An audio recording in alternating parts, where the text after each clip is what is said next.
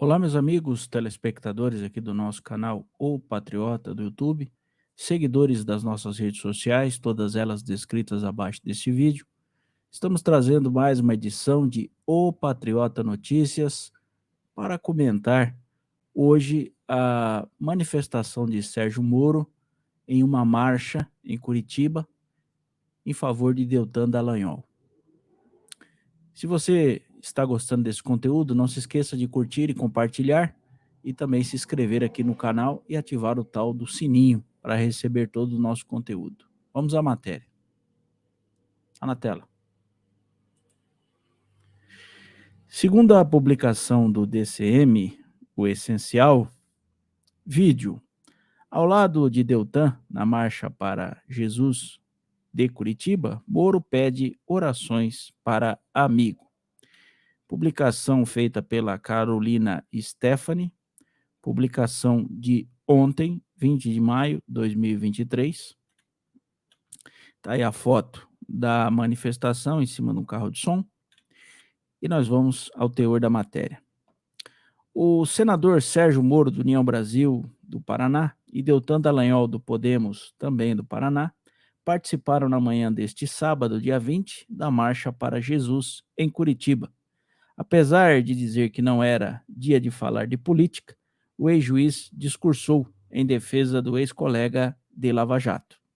Moro disse que o Brasil vive uma fase de ódio no coração e na mente. Então, queria pedir para vocês orações, não só para que nós possamos ter justiça na terra em relação ao Deltan, mas também para afastar as sombras dos corações e mentes de Brasília que podem fazer a diferença, afirmou. Para o senador, o sentimento de ódio e ressentimento é o motivo da injustiça contra Deltan Dallagnol, cujo mandato de deputado federal foi cassado por decisão unânime do Tribunal Superior Eleitoral, TSE.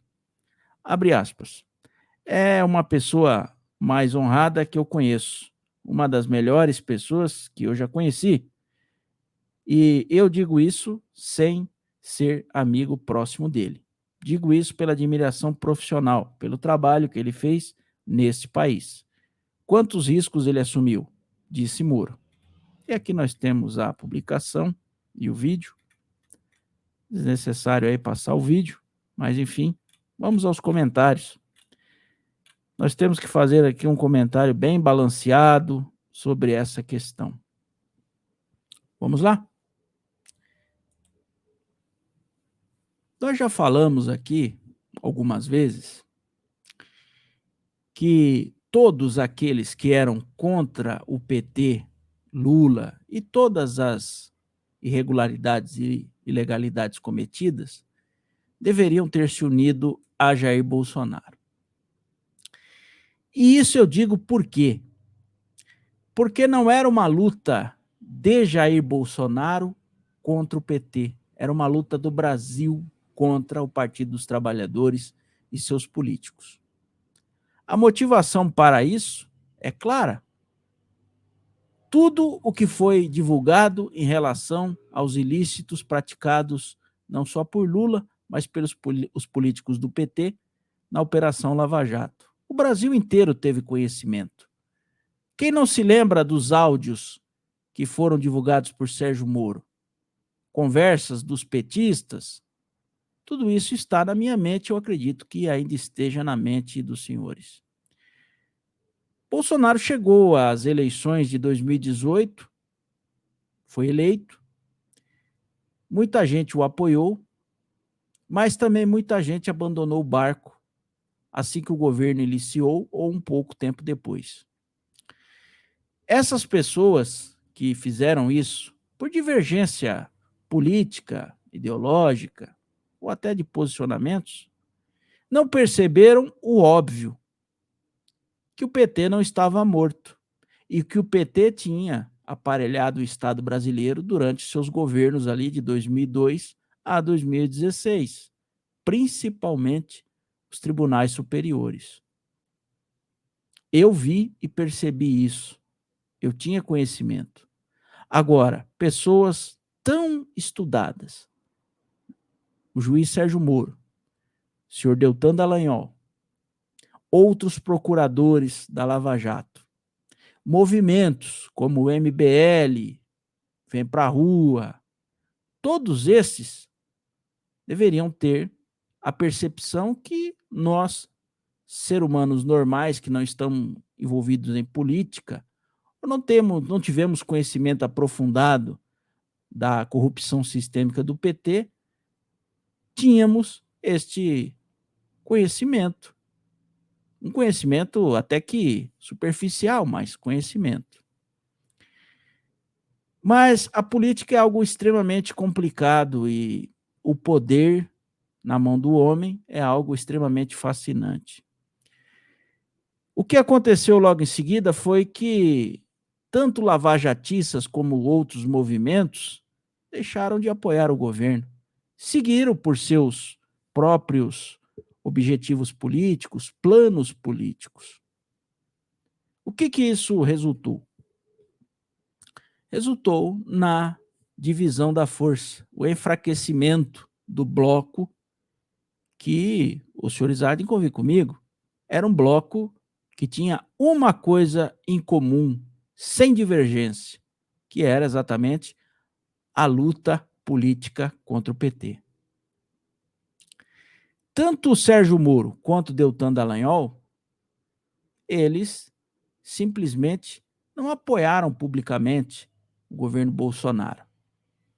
O Sérgio Moro até foi ministro da Justiça, ok, foi uma grande indicação daquilo que nós conhecíamos. Os brasileiros vibraram com a indicação de Sérgio Moro para o Ministério da Justiça.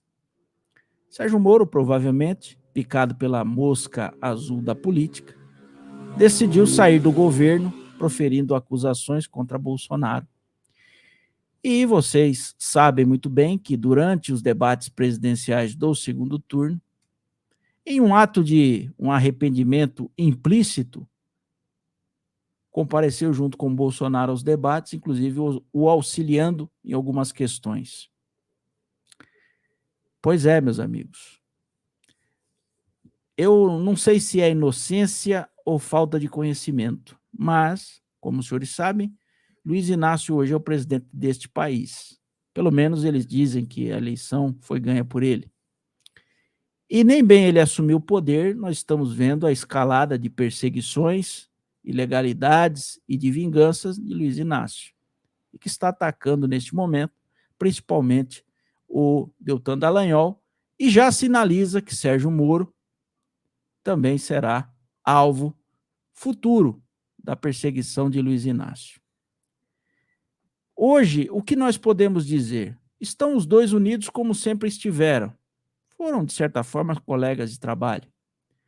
Mas essa união ela está um tanto quanto enfraquecida para fins políticos. Porque se criou essa divergência. Eles criaram essa divergência. Quem é bolsonarista, quem é lavajatista, quem é MBLista, quem é vem pra ruísta.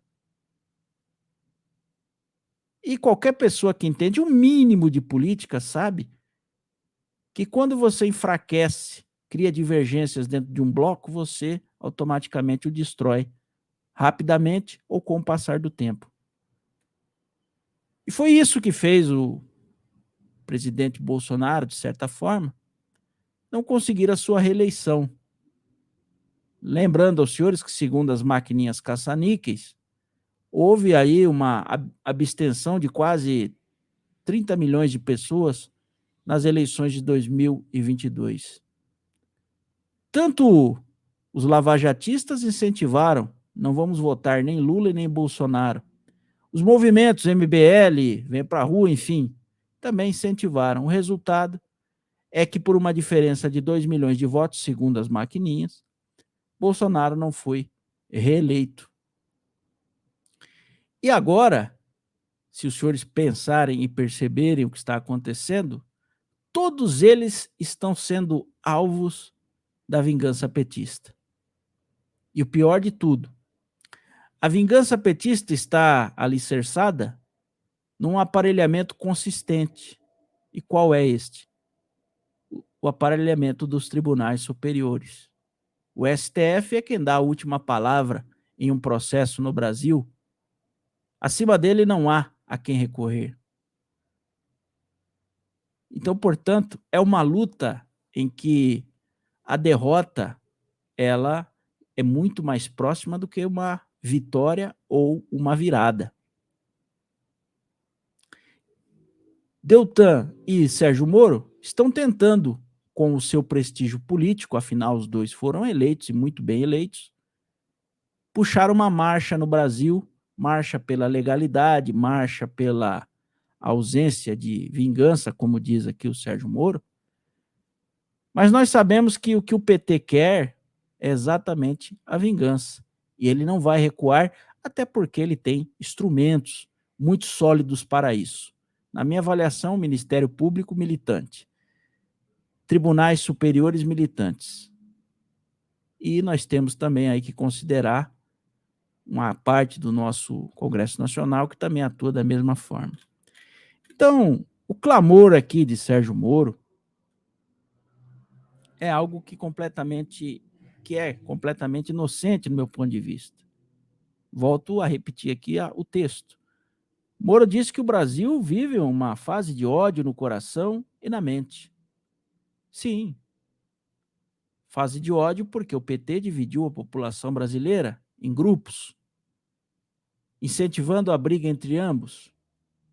Ódio também porque as pessoas de bem e um pouco informadas sabem o que aconteceu em 2022 e não aceitam, estão indignadas, né?